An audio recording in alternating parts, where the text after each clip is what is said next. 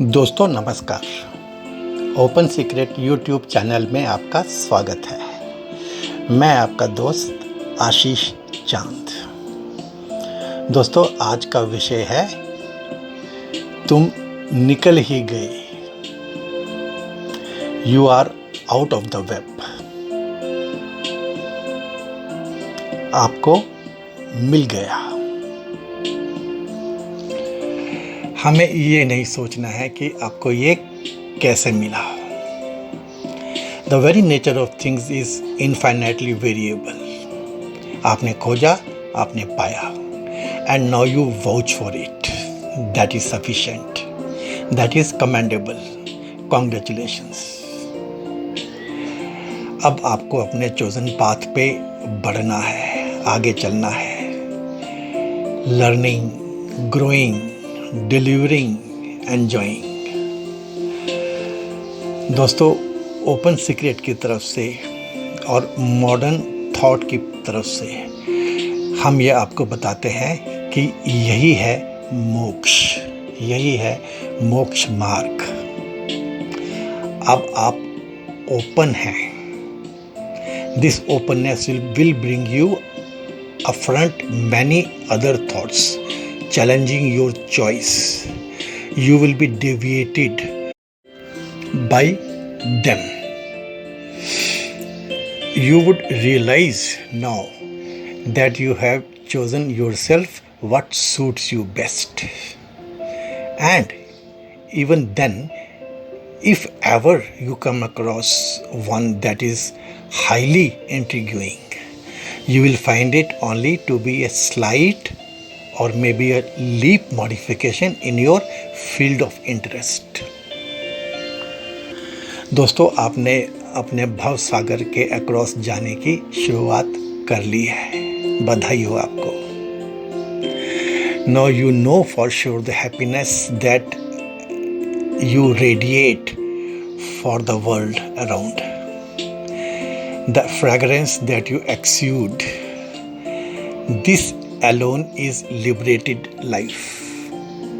और यदि किसी इवेंचुअलिटी में कभी ये ऐसा लगे भी कि भाई गलती हो गई, तो आपको इस चीज़ का भी पूरा एहसास रहेगा कि चलो मेरे भाग्य में होगा, मेरा प्रारब्ध होगा। अब कम से कम अगले जन्म में मैं फटाफट इसके आगे निकल जाऊंगा। I will be able to tread into my final destination, the emancipated self. दोस्तों ये बहुत ही यूनिक चीज़ मिली है आपको, और हम इसको मोक्ष कह रहे हैं। आपको इसकी इज्जत करनी है और आप करोगे ही। दोस्तों ये भारत में रहने की एक फ़ायदा है, वेदांत जिसने हमें पूरा का पूरा घेरा हुआ है, इसका ये आपको फल है दोस्तों। वैसे what is moksha? I am confident that most of us will not be able to put a finger on the state that you could term moksha for sure. ये हमारा स्टेटस हमेशा से रहा है दोस्तों। Always being about, we talk about God also, always about God, you know. दोस्तों ये मोक्ष, ये सैल्वेशन, ये लिबरेशन, ये इमेंसिपेशन, ये मुक्ति, ये क्या है? इस स्टेज में कुछ तो आपकी अवस्था की डिस्कशन होनी ज़रूरी है, और कुछ ये मोक्ष के बारे में वर्ल्ड ओपिनियन समझना भी ज़रूरी है। यही है मेरे ख्याल में इस वीडियो की बॉडी। दोस्तों सबसे पहले तो भारत की जो विधा है ना, उसके पुरुषार्थ के 4 एम्स को आप हमेशा याद रखिए। आप जानते ही हैं, अर्थ, काम, धर्म और मोक्ष। आपको इसके बारे में सब पता है। और 3 मार्ग हैं दोस्तों, ज्ञान मार्ग, भक्ति मार्ग, कर्म मार्ग, और चौथा है राजयोग। ये आप जानते हैं दोस्तों। रिपीट ही कर रहा हूँ, ज्ञान मार्ग ब्रह्मा जी का मार्ग, आप किसी भी प्रोफेशन में हैं, डिज़ाइन वाला मार्ग जहाँ आप क्रिएट करते हैं। भक्ति मार्ग, विष्णु जी का मार्ग, वो मार्ग जहाँ पे आप सस्टेन करते हैं, सर्विसिंग वाला मार्ग। और कर्म मार्ग, शंकर जी का मार्ग, महादेव जी का मार्ग, डू गुड का मार्ग जहाँ आप एग्जीक्यूट करते हैं, प्रोडक्शन, मैन्युफैक्चरिंग, प्रोड्यूस करने वाला मार्ग। हमने डिस्कस किया है कि तो आपकी एक्सपर्टाइज कौन से मार्ग में है, इससे आपने अपना ध्येय चुन लिया होगा। ये आपको बहुत बहुत मुबारक हो हमेशा, अगेन एंड अगेन। दोस्तों, ये मोक्ष का जो वर्ल्ड का कॉन्सेप्ट है, इसको समझने में 4, 5, 6, 10 मिनट लगा देते हैं दोस्तों। पूरी गेम तो बॉडी, माइंड, सोल एग्रीगेट की है दोस्तों। इसमें से दुनिया भर में सोल को जानते हैं, बस इतना ही। इस पे कोई काम तो करते नहीं हैं, इसमें ज़्यादा सोचते तो नहीं हैं, इसमें ज़्यादा आगे डीप में जाते तो नहीं हैं। फिर भी something that is eternal, something that is complete solace, ये तो ढूंढने की होड़ या ढूंढने का कार्य लगा ही रहता है दोस्तों। ये जो मोक्ष है ना दोस्तों, इसको आप ऐसे भी समझ सकते हैं जैसे गांठ नहीं है अब आप में कोई। अब आप फ्री हो गए हैं, फ्री फ्लोइंग। आपकी पूरी साइक, आपका पूरा व्यवहार, आपकी पूरी सोच, आपका पूरा जन्म ही जैसे अब ये फ्री हो गया है, फ्रीली फ्लोइंग हो गया है दोस्तों। ये भी एक मोक्ष की छोटी सी डेफिनेशन हो सकती है दोस्तों। दोस्तों,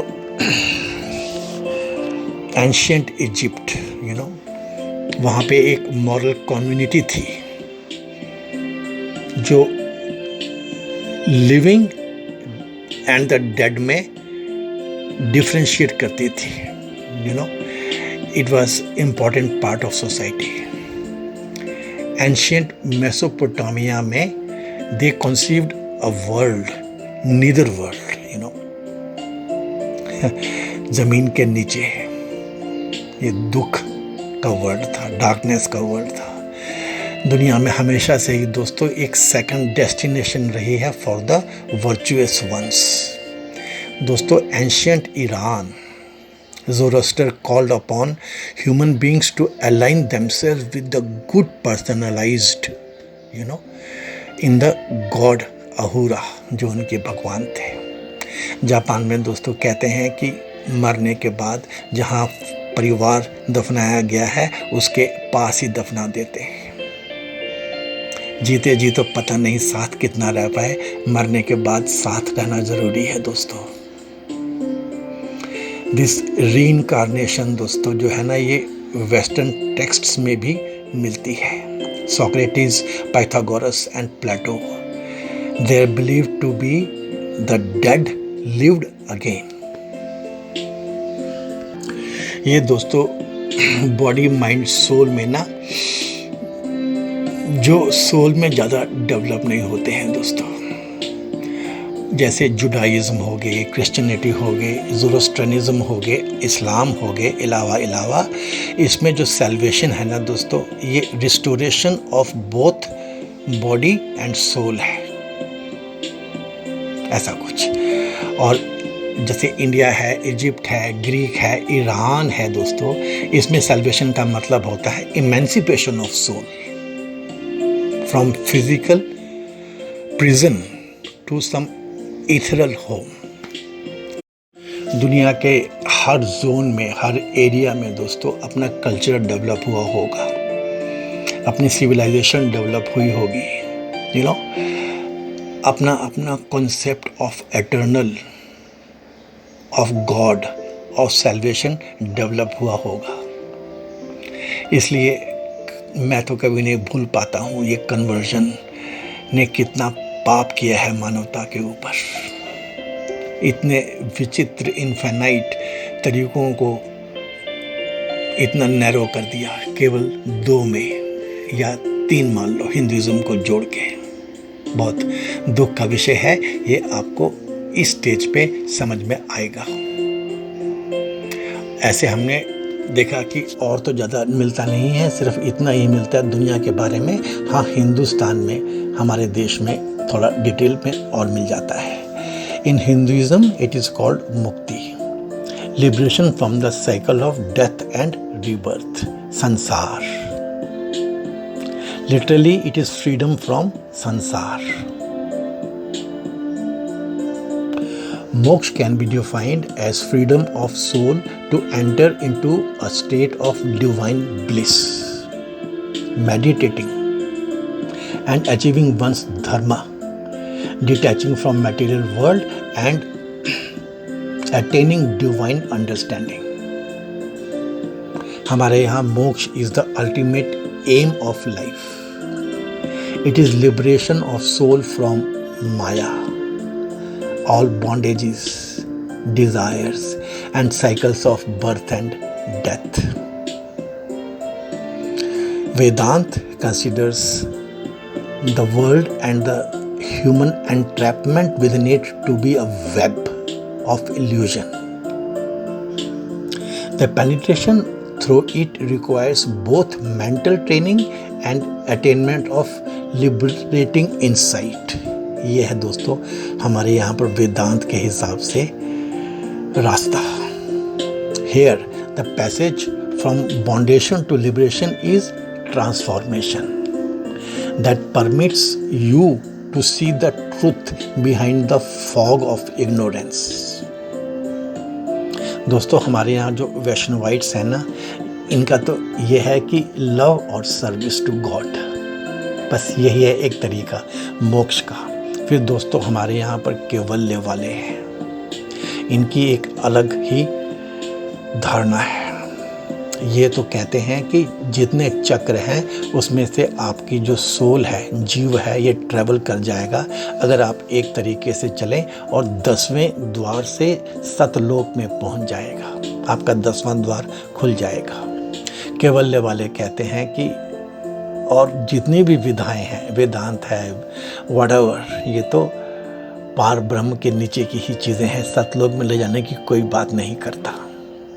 चलिए, जो सांख्य है दोस्तों, इसका समझिए आप दोस्तों कितना साइंटिफिक है ये कहते हैं प्रकृति और पुरुष का चाहे कोई भी संबंध हो, किंतु किसी न किसी प्रकार इस संबंध का नाश हो जाए, उसको ही मोक्ष कहते हैं दोस्तों, है ना। साइंस, नाश शब्द का इस्तेमाल भी हो जाए तो कोई बात नहीं, ये संबंध विच्छेद होना चाहिए।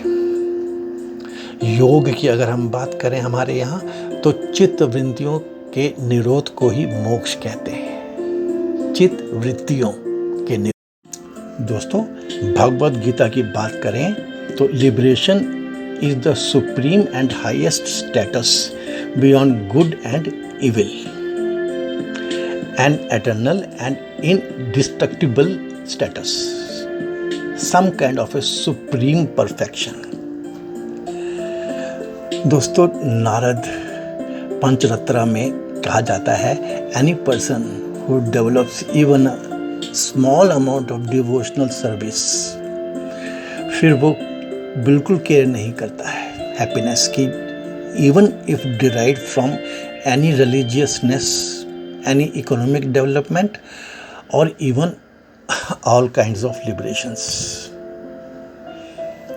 और दोस्तों हमारे यहाँ बुद्धिज़्म है, ये तो डिनाई करता है existence of any permanent self. फिर यहाँ पे बोधिसत्वास की बात की जाती है, बुद्धास टू बी। फिर जैनिज्म है, ये बिलीव करते हैं इन अबाइडिंग सेल्फ गेट्स लिबरेटेड। जनेंद्रिय की बात है, जितेंद्रिय की बात है, जिन्न बन जाते हैं ये लोग। दुनिया भर में दोस्तों ये सैल्वेशन की जो उम्मीद है ना, ये इनमें से, इन तीन में से एक तरीके से होती है।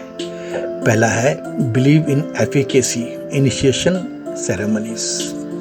दूसरा है आपका कर्म, well effort, usually through acquisition of esoteric knowledge, ascetic disciplines and even heroic deaths. और तीसरा है ये डिवाइन ब्लेसिंग्स।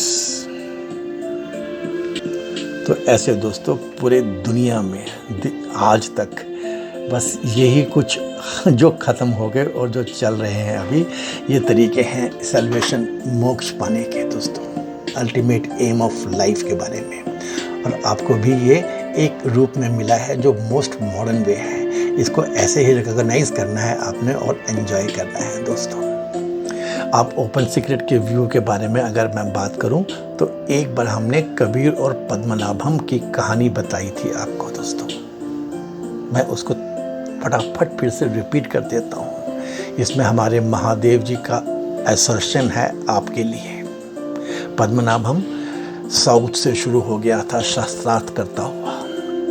फिर वही बात दोस्तों कि जो वेदांत है ना, ये आपको डिबेट करने की, शास्त्रार्थ करने की, लॉजिक भिड़ाने की परमिशन देता है। इसलिए ये सबसे यूनिक है और कहीं आपको ये चीज़ नहीं मिलेगी दोस्तों। आप लड़ लो, भगवान से लड़ लो, शास्त्रार्थ कर लो। जो हार गया वो आपकी इज्जत करेगा, आप हार गए तो आप उसकी इज्जत करोगे। You are always open. तो पद्मनाभम चला था दोस्तों, और अब तो उसका डर उससे आगे चलता था। बहुत ज्ञानी था, शास्त्रार्थ करता था और जिसको हरा देता था उससे विजय पत्र ले लेता था। अब तो उसका काफिला था, बहुत सारी बैलगाड़ियाँ, चारों तरफ पर्चे लगे हुए थे, बैंड बाजा सब बजते हुए कि पद्मनाभम आ रहा है। किसी ने उसको बताया कि काशी पहुंचो, यदि काशी को नहीं जीता तो कुछ नहीं जीता। तो वो काशी की तरफ चल पड़ा और काशी में पंडित पांडे डर गए सब दोस्तों। ये क्या, वो फटाफट चले गए महादेव के पास। और महादेव भी बहुत दिनों से परेशान थे इन लोगों से। उन्होंने कहा चलो अब मैं इनको कुछ बता ही देता हूँ। मौका मिल गया, या मौका क्रिएट कर लिया भगवान ने। कहा कि पद्मनाभम को कबीर जी से मिलवा दो। ये तो कबीर जी की बहुत बेइज्जती करते थे, उसकी खिल्ली उड़ाते थे, लेकिन क्या करते, महादेव जी ने कहा था और डर भी बहुत था। कबीर ने कहा अरे मुझे तो आज तक मैंने कुछ पढ़ाई तक नहीं की, स्कूल तक नहीं गया, मैं क्या करूँगा। नहीं, महादेव जी ने कहा है, अरे तब तो मुझे बात करनी पड़ेगी। कबीर को और पद्मनाभम को आमने सामने बिठा दिया गया शास्त्रार्थ के लिए। तुम पूछो, तुम पूछो, मुझे तो कुछ पूछना नहीं है, ना कुछ जानना नहीं है, आप ही पूछ लीजिए। नहीं, आप बताइए किस टॉपिक पे बात करनी है। तो कबीर जी ने पूछा चलो पद्मनाभम जी, आप तो इतने ज्ञानी हैं, आप ये बताइए कि आप पढ़ के समझे कि समझ के पढ़े। पद्मनाभम दोस्तों चकरा गया। पढ़ के तो कुछ समझ में आता नहीं, ज्ञानी था, जानता था, और यदि समझ लिया तो फिर तुमने क्या पढ़ा। कंफ्यूज हो गया। बोला मैं आपको इसका जवाब अब कल दूंगा, और चला गया संध्या वंदन के लिए। एक पेड़ के नीचे गंगा किनारे बैठ गया। दोस्तों उस पेड़ पे प्रेत आत्माएं निवास करती थी। सब डालियों पे एक एक प्रेत आत्मा, अपना अपना घर था उनका। एक डाली खाली थी, उस पे एक प्रेत आत्मा आई तो बाकी सबने कहा तू इस पे मत बैठ, ये पद्मनाभम के लिए डाली खाली रखी गई है, नीचे ही बैठे हैं, उनसे पूछ ले अगर तुझको आज कुछ वक्त गुजारना ही है तो। वो प्रेत आत्मा नीचे पहुंच गई पद्मनाभम के पास। सुन तो वो सब रहे थे। उन्होंने पूछा ऐसा कैसे हो सकता है, ये क्या बात है। तो सारे प्रेत नीचे आ गए उनके सामने और उन्होंने कहा कि जिसने ज्ञान, ऐश्वर्य, धन, दौलत तो बहुत अर्जित कर ली हो, लेकिन उससे किसी का कल्याण नहीं किया हो, किसी का दर्द नहीं घटाया हो, किसी का उत्थान नहीं किया हो, उसे तो प्रेत योनि में ही आना पड़ता है। सिंपल। घबरा गया दोस्तों, डर गया। उसी समय रात को ही भागा और कबीर जी के चरणों में पड़ गया। बहुत बड़ी गलती हो गई मुझसे, मैं तो यूं ही जाने अपने आप को क्या समझता रहा, पढ़ता रहा, शास्त्रार्थ करता रहा, हराता रहा लोगों को और जीत की खुशी मनाता रहा। खुशियाँ मैंने जाने कहाँ ढूंढी। लेकिन दोस्तों आप ऐसे नहीं हो, आप तो ग्रेट हो, मॉडर्न ज़माने के हो। दोस्तों, एक और छोटी सी बात बताता हूँ मैं आपको, जस्ट समझने के लिए, कि आप ऑफिस से थके मांदे घर पहुँचते हो और चल पड़ते हो बैडमिंटन खेलने के लिए, जिम करने के लिए, और वहाँ से फ्रेश होके आ जाते हो। दोस्तों से कितनी गप्पे मारते हो दोस्तों, कभी थकते हो? नहीं। तो ये थकावट क्या है आपको समझ में आता ही होगा दोस्तों। मेरी मदर दोस्तों गुरुकुल से पढ़ी हुई थी। जब मेरा BHU में एडमिशन हुआ तो उनके यही मुझे राय थी कि जाओ, बहुत एंजॉय करना, ये मौका जीवन में दोबारा नहीं आएगा। ऐसा है दोस्तों कि जो काम आप कर रहे हो, जो आपको फ्रेश कर जाएगा, थकावट का तो इसमें कोई मतलब ही नहीं है। ऐसा काम आपको मिल गया है, बहुत सारा काम इसमें जुड़ता चला जाएगा जैसे बाकी हो, कोई चिंता की बात नहीं है। और मान लो कि जाने का समय भी आ गया और तुम्हें कोई शिकवा नहीं होगा दोस्तों, ये ओपन सीक्रेट की तरफ से मैं बता रहा हूँ। कोई दुख नहीं होगा, कोई चिंता नहीं होगी, यह तो विदित है दोस्तों। काम मिला, काम करोगे, काम बढ़ेगा। लर्निंग, डेवलपिंग, बांटना उसको और ग्रो करना और एंजॉय करना, ये चलता रहेगा, काम बढ़ता रहेगा। आपकी सोच कभी इस तरफ जाएगी ही नहीं कि ये काम बाकी है। यही है दोस्तों निष्काम कर्म, यही है दोस्तों निष्काम भक्ति। समझे दोस्तों? तो मैंने आपको मिल गया, आप निकल ही गए, you are out of the web. इस अवस्था में आपको ये सब भी समझना ज़रूरी है कि क्या है ये स्टेट, क्या है ये अवस्था, और पूरी दुनिया में इसको लेकर के क्या सोच बची है और कितनी सोच हमने तबाह कर दी है।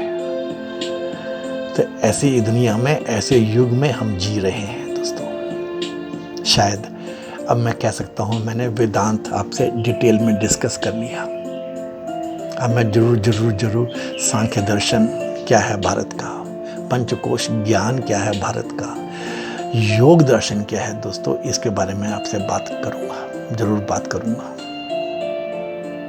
ये वेदांत तो कभी ख़त्म हो ही नहीं सकता, ऐसा ही है दोस्तों। कृपया इस वीडियो को लाइक कर देना दोस्तों, शेयर कर देना। आपके मन में कोई विचार आए, कमेंट्स आए तो ज़रूर बताना। हमारे बढ़ने में, व्यूअरशिप बढ़ाने में हमारी मदद करना दोस्तों। हम लोग लाइफ मैनेजमेंट के ऊपर ओपन सीक्रेट की तरफ से सेमिनार्स कंडक्ट करते हैं। कभी मौका मिले, स्कूल में, कॉलेज में, ऑफिस में, एनुअल जनरल मीटिंग में 6 महीने में एक बार 1 घंटे का मौका अवश्य दें। Professionals of India have to find their way as you have found, this is our goal. वैसे पर्सनल प्रोडक्टिविटी एनहेंसमेंट और professional productivity enhancement is our aim of these seminars. Thank you very much friends. May God bless us all. Thanks friends.